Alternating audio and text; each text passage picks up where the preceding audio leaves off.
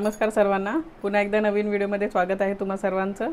आज मी बांगडा फ्रायची रेसिपी करणार आहे, तर ती मी तुमच्यासोबत शेअर करणार आहे। पटकन जमेल अशी बांगडा फ्रायची रेसिपी आहे, खूप जास्त काही किचकट नाही आहे। तर चला तर मी तुमच्याबरोबर शेअर करते बांगडा फ्रायची रेसिपी। या इथे मी बांगडे घेते,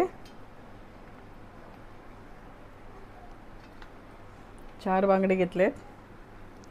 बांगड्यांना आता मी कट लावून घेणार आहे। अशा पद्धतीने सुरीने तिरके कट लावून घेणार आहे।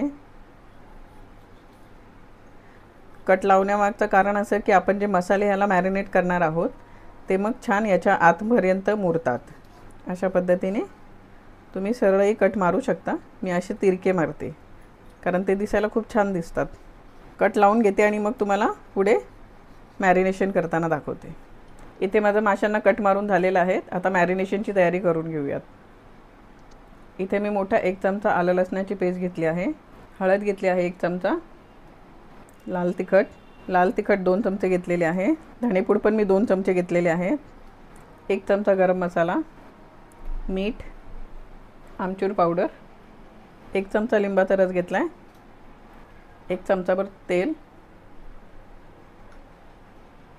सगळं व्यवस्थित मिक्स करून घ्यायचं आहे। थोडासा ओलसरपणा आला पाहिजे मसाल्याला, म्हणजे तो माशांना व्यवस्थित लागेल। लागलंच तर थोडंसं पाणी सुद्धा घेऊ शकतो। इथे बघा अशा पद्धतीने झालेला आहे मसाला रेडी। आता मी सर्व माशांना व्यवस्थित लावून घेते। हे बघा अशा पद्धतीने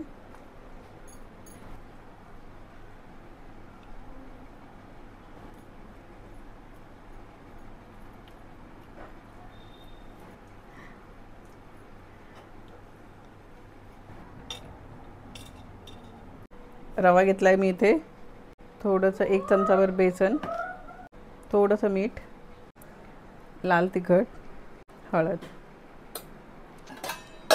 हे फक्त आपल्या जे आपण कोटिंग येणार आहे त्याला टेस्ट येण्यापुरतंच आपल्याला लावायचं, कारण आपण ऑलरेडी माशांना बऱ्यापैकी मसाले लावून घेतलेले आहेत। आता हे सर्व मी मिक्स करून घेते आणि मच्छी फ्राय करून दाखवते तुम्हाला।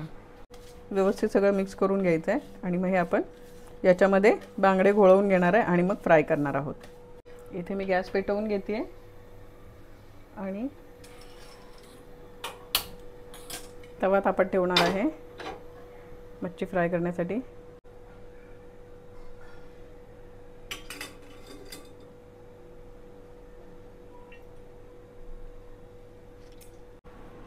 इथे मी बांगडा रव्याच्या मिश्रणात घोळवून घेते आणि तेल तापलेलं आहे, तव्यात सोडलेलं आहे।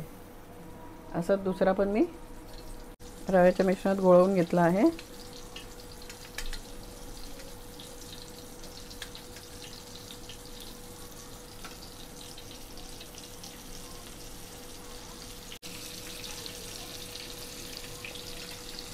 मच्छी फ्राय करणे ही अगदी सोपी पद्धत आहे। अगदी सोपी पद्धत अशीच आहे, तर तुम्ही कोणतीही मच्छी फ्राय करण्यासाठी अशी पद्धत वापरू शकता। अशाच तऱ्हेने तुम्ही बांगडाच नाही तर इतर दुसराही मच्छी तुम्ही अशा पद्धतीने फ्राय करू शकता। आता मी इथे तुम्हाला बांगडा पलटून दाखवते। इथे बांगडा अजिबात खाली लागलेला नाही आहे। बघा अगदी सहज तो तव्यापासून वेगळा झालेला आहे। हे बघा तेल व्यवस्थित तापवून घ्यायचं आणि हे असं गरम तेल थोडंसं वरून असं तुम्ही सोडलं तरी चालतं, म्हणजे तीही बाजू गरम तेलाने शेकून निघते।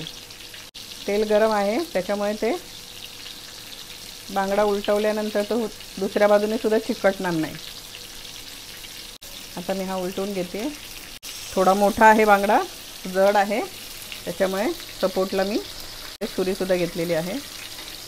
बघा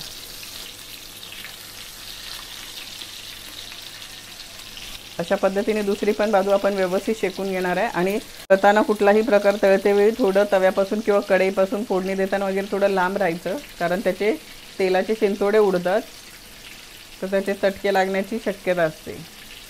बांगडा मच्छी थोडीशी मोठी होती त्याच्यामुळे इकडचा भाग सुद्धा मला तो शेकवायचा आहे, म्हणून मी तो थोडासा असा उभा करून होल्ड करून ठेवणार आहे। म्हणजे ती खालची बाजू पण व्यवस्थित फ्राय होईल.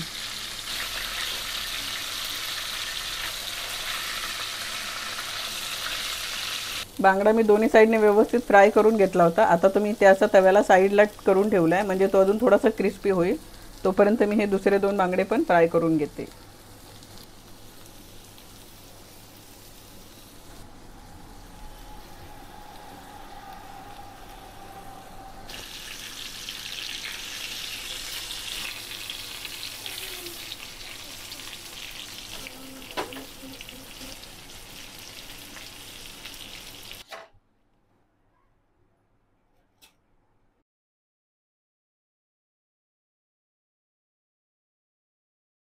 इथे बांगडा फ्रायची रेसिपी रेडी आहे. तुम्ही पण अशा पद्धतीने करून बघा आणि मला कमेंट करून कळवा.